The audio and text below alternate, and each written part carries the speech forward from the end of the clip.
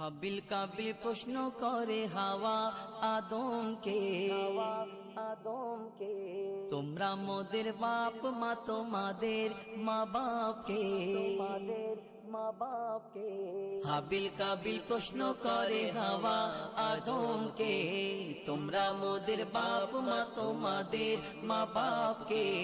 বলো গো মোদের, বলো কি তাদের নাম ছিল, বলো গো মোদের, বলো কি তাদের নাম ছিল।